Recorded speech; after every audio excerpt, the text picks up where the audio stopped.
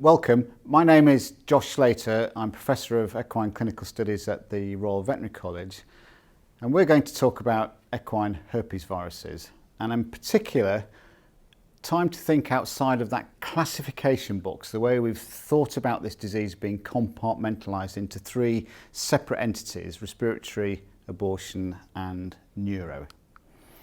Let's start though with some data on surveillance. These are data collated through the Animal Health Trust, published in the quarterly disease reports. And we're lucky in the UK, and certainly a big contrast to the United States of America, where these stats would be much higher prevalence of disease. In the UK, EHV disease is a sporadically diagnosed problem. We see a relatively small number of respiratory diseases associated with EHV1. About 4 times that number would be what we'd see for EHV4. These almost certainly are an underestimate, but for those samples which are submitted, you can see relatively small numbers of respiratory disease.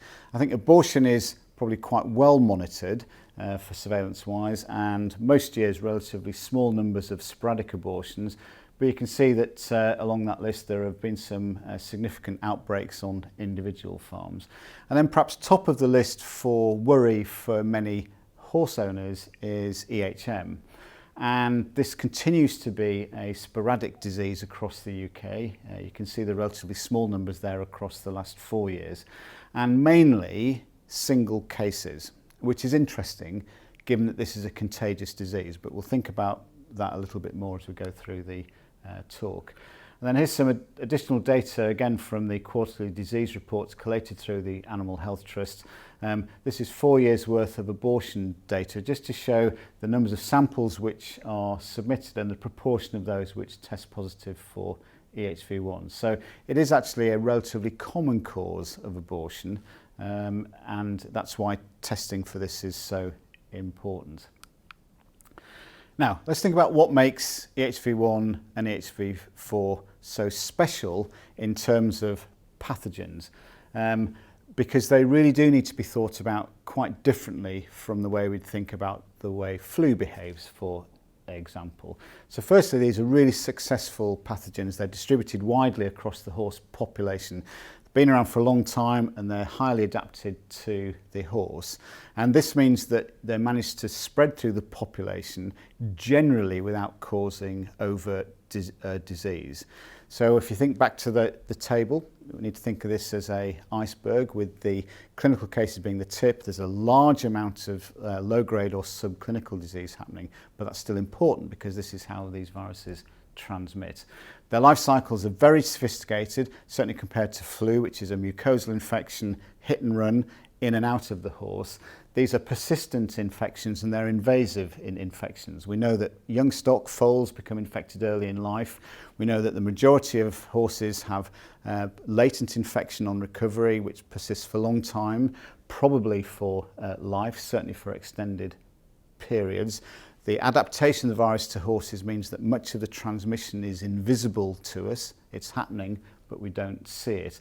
And this means that the spread and persistence of these viruses is not dependent on overt clinical disease. So what appears to be a healthy group of horses will almost certainly have herpes viruses circulating in amongst them. And then every now and again, we get that overt flare-up of clinical disease. We'll come back to that point when we think about vaccination right at the end. And for EHV1 in particular, we've got complex pathogenesis. These viruses involve multiple different cell types, lots of different tissues, and that's a challenge for the immune system to control. In particular, though, viremia is central to pathogenesis for EHV1. This is what distributes virus to the uterus and to the CNS. And again, this is a tough challenge for the immune system to completely eliminate. Also, EHV1 has immune evasion strategies. So when we talk about vaccine effectiveness, we need to change the conversation for herpes virus vaccines. I'll make the comment at the end that I think many people view them rather negatively because they fail to completely abolish infection. Actually, if you think about this set of properties these viruses have, reducing the severity of disease is the very appropriate and very desirable outcome for these vaccines. Now, viremia is central to pathogenesis, and this is why I don't particularly like thinking of this disease in 3 distinct boxes, because the portal of infection is the respiratory tract. The virus invades, infects circulating leukocytes, and it's that viremia that distributes virus around to cause abortion or EHM, which it does by causing thrombosis, infarction and ischemia. So these three things are all linked, and putting them into discrete boxes I think creates a false sense of security where we think, well, respiratory infection isn't really a big deal, but we're really worried about EHM. They're all linked, and controlling respiratory disease has to be important in having an impact on abortion and on EHM. So I'll show you two cartoons now, one to make this point about transmission cycles, and this is data mainly from Australia.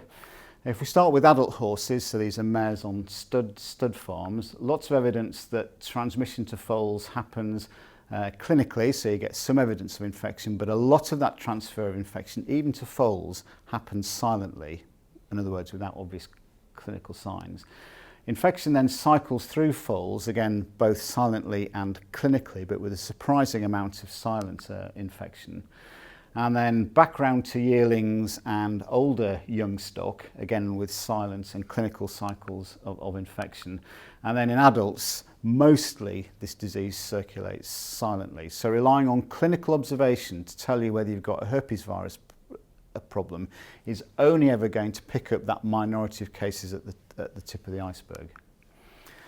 And then this cartoon shows the importance of latency and reactivation. Now, equine herpes virus, just like all herpes viruses, are very efficient at establishing latency, and they persist in the host for extended periods afterwards and then reactivate so that animal sheds virus and infects others again. And this is how this works. So if we take that initial infection with herpes viruses interacting with the respiratory epithelium, those viruses rapidly, within 48, 72 hours, have invaded in and established latent infection in circulating T lymphocytes and in trigeminal ganglion neurons. Remember, the trigeminal nerve is the nerve that innervates the whole of the nasal cavity, so this is a direct portal in and out of the airway for the virus. These will then persist for months or years and periodically will reactivate, delivering virus back onto the respiratory epithelium where it replicates. Then you get shedding of virus and infection of new horses. Also, on reactivation, this virus will replicate and can repeat the events during initial infection. So invade, establish viremia, and then distribute virus to the uterus and the nervous system. You remember at the start I made that comment that most of the cases we see are individual if you look at EHM or even abortion, and this is probably why, because the virus which is causing isolated abortions or neurological disease is probably originating from within that same horse as opposed to from outside. It's reactivating virus. It's also likely that virus can transfer directly from circulating leukocytes into the uterus and the CNS, so you may get clinical signs without a viremia phase first. Now, clinically, reactivation has a few important features. We know it occurs in response to management situations like transport, competition, weaning. It can be induced therapeutically with very large doses of corticosteroids, although there's no evidence that therapeutic doses do that. Mostly when horses are reactivating and shedding virus, they are clinically normal, so there's no evidence that they're doing so. And you can have nasal shedding of virus with infection of others with or without an associated viremia. And as I've mentioned, I think reactivation is very significant in the likely cause for those isolated, sporadic individual abortions or EHM cases. These may well not be new infection which has entered that group of horses. It may well be reactivating virus from that individual. But remember, particularly with EHM, once that horse has reactivated and is showing clinical signs, it is very likely contagious to others. So the virus may have originated within the animal, but it then serves as a source of contagion to others in the group. Now, back to our classification boxes. This is how we're used to thinking of these viruses. We think of respiratory disease, and yes, we know this happens. The real importance though here is that the respiratory tract is the portal of entry into the horse from which viremia develops and the other sequelae develops. So remember, they're all linked. We know quite a bit about EHV respiratory disease. You've seen the numbers at the start of the talk. We pick up a few outbreaks each year. We see more EHV4 respiratory disease than that, and generally EHV1 and 4 disease is pretty mild, self-limiting. The exception would be EHV1 in neonates or immunocompromised foals, where you may get a pneumonia or rhinopneumonitis associated with that. And from a respiratory picture point of view, certainly in the UK and in the United States, EHV4 seems to be a more prevalent cause of clinical respiratory disease than EHV1 does. But remember about the iceberg, that doesn't mean that EHV1 circulating through the respiratory tract is not important as a predisposing route to abortion and neurological disease. Abortion is mainly associated with the HB1 infection, and that's because HB1 is the virus that is good at causing viremia. Not many EHV4 isolates are capable of doing that, and so generally you see respiratory disease only with EHV4. We've talked about how abortions happen. Remember, these generally happen in the last third of pregnancy, generally with no warning, so there'll be a dead foal aborted, often contained within the placenta. We may see single abortions. That seems to be the most common presentation in the UK, but abortion storms happen, and when they do, they're a very tough situation for everyone to deal with. But I think for owners, probably top of the things they worry about with herpesvirus is neurological disease, or EHM. And we know a lot about this from the States. This is very much the dominant clinical box of disease that is seen in the States. Luckily in Britain, as you've seen at the start, we see this disease only occasionally. It's actually been proposed as an emerging disease in the US, such is the significance of it. This occurs in all ages, all types of horse. It's probably more common though in older horses, and this appears to be an age-related phenomenon rather than anything to do with repeated vaccinations as had been originally thought. And the clinical signs are very variable, which really simply reflects the location and the extent of the ischemia within the spinal cord and in the brain. And many of those horses which end up recumbent will have to be euthanized on welfare grounds. So lots of differential diagnosis for these viruses. It's usually not possible to diagnose any of these syndromes on clinical grounds at all, so diagnostic testing is always going to be required, and I'll talk about that in the next slide. The presentation for respiratory disease really is not characteristic. It could be any one of a number of different pathogens. The same goes for abortion, although there are some features of that sudden abortion in the last third of pregnancy would make you think more about EHV. You need to test to confirm that. And there's very little that's absolutely characteristic about EHM. There's quite a big differential diagnosis for that, and so testing is really important to confirm that that's what you're dealing with. And although we've at the moment have not seen West Nile virus in the UK, West Nile would be a top rule out for EHM disease. Now, 2 words about sampling. It's important to have a sense of what's happening in the horse in terms of virology and when virus is present. These are experimental data which give us the best handle on timelines, but if you look at this chart with days along the horizontal, typically there'd be 2 fever spikes around about day 2 to 4 and again around about day 5 to 7 or 8. And across those fever spikes is when there'll be shedding of virus from the nasopharynx. So those early cases are the ones to sample to get evidence of virus in the respiratory tract. And it's also when there's most likely to be viremia. Now, the dramatic clinical signs, abortion and EHM, will appear towards the end of the viremic phase.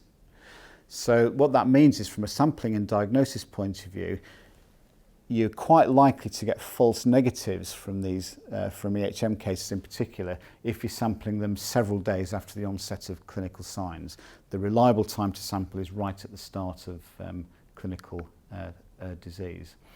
And then here's what looks like quite a messy slide, but it's actually quite straightforward, summarising the different approaches you need to take for the different syndromes. So if we look at infectious upper respiratory tract disease first, then diagnosis is going to be on nasopharyngeal swabs from early cases, remember that last slide. Also take a buffy coat sample for testing of virus in leukocytes and serum. And positive diagnosis is going to be mainly based on positive qPCR results on a nasopharyngeal swab or a high single titer on complement fixation test. And anything over 1 in 80 will come back as a positive. Clearly, if you have paired titers with a rise, then that's even more convincing. But a positive diagnosis will be made on either a qPCR positive test or a high complement fixation test, even if the qPCR is negative. For abortion, then we need aborted placental and fetal tissues, and this is all about detection of virus by qPCR. For EHM, rather like respiratory disease, we're going to have nasopharyngeal swabs, serum, buffy coat sample, and also, if we can get it, a CSF sample. And again, looking for qPCR positive on nasopharyngeal swab and a single high CF titer or a rising titer on paired samples. And then if we're interested in latency, and this is quite a difficult target to chase, but some people are interested in looking at this. Quite hard to confirm this convincingly, but basically we're looking for horses which are positive in blood, but which are not shedding virus on a nasopharyngeal swab. So there'll be qPCR positive on a buffy coat, but will be negative on a nasopharyngeal swab. So that's really how all of the sampling relates to the different syndromes. So to finish up, let's look a bit about vaccination and control.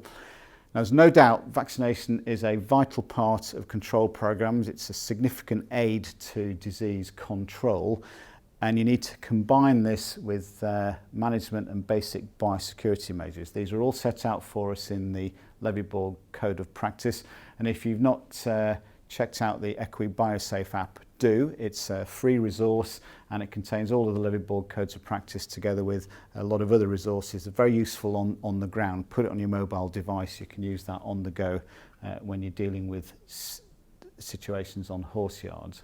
Now, we know that vaccines decrease disease prevalence and they also decrease severity of respiratory disease. They decrease the magnitude of virus shedding, and that's very helpful during an outbreak because it helps to limit the spread of virus through the group. And they also reduce the magnitude and the duration of viremia, and so they help with the control of abortion. But as I mentioned, it's important to be realistic about what we expect from EHV vaccines. These are complicated viruses, very sophisticated lifestyles. Complete elimination of infection, I think, is unrealistic. But achieving these goals here, I think, is the measure of success. And so I'd like to see us change the conversation about herpesvirus vaccines from a slightly negative tone off and pickup to recognising actually they are very useful, and they're a very useful aid to disease control in combination with biosecurity measures. So to finish, here are some questions I think often come up in relation to herpesvirus vaccination. Firstly, well, I've heard that herpesvirus vaccines aren't all that effective, and so really should I be recommending vaccination to my clients? Well, absolutely you should, and I hope I've convinced you that the realistic goal we should be setting is helping us to control disease, reducing clinical signs, decreasing impact of disease, and helping to control virology within infected horses. And the vaccines we have do that. So I think we should be recommending them because I think they are effective at doing the job that we can expect them to do. Is it worth vaccinating at all when we know that herpesvirus is ubiquitous, we know that foals become infected early in life, and that most horses carry latent infection? Well, again, yes, it is, because if we look across to herpes zoster, so chickenpox and shingles in people, vaccinating elderly people is a very important measure to help protect against those reactivation events, and maintaining immunity is the best way we have of limiting virus shedding from latently infected horses when they reactivate. So yes, I think we should be vaccinating to help with overall disease control. Should I vaccinate in the face of an outbreak? Well, actually, that's probably not going to be a good idea, because the vaccine we have is a whole virus killed vaccine. That's going to take 2 doses and at least, and some time, several weeks, before we start to get protective immunity. So in the face of an outbreak in a yard, that's not going to help. People do consider using sort of ring vaccination techniques to limit spread away from that yard, and that's something that is certainly worth thinking about. But vaccination in a yard in the face of an outbreak is probably not going to be a good idea. Will vaccination prevent reactivation? Well, no, but maintaining immunity will help to limit virus shedding from horses when they reactivate, and that's a very useful thing. And finally, why isn't there a vaccine with an indication for protection against EHM? Well, actually, this would be a very difficult thing to achieve. This is a rare disease, if you remember the data at the start of the talk, and actually it's almost impossible to model this disease experimentally. So I think we'll need to live with the idea that we probably won't have herpesvirus vaccines with a specific marketing authorization for EHM, but we can use our knowledge of how these viruses spread and what their pathogenesis is to make informed decisions about how best to use them.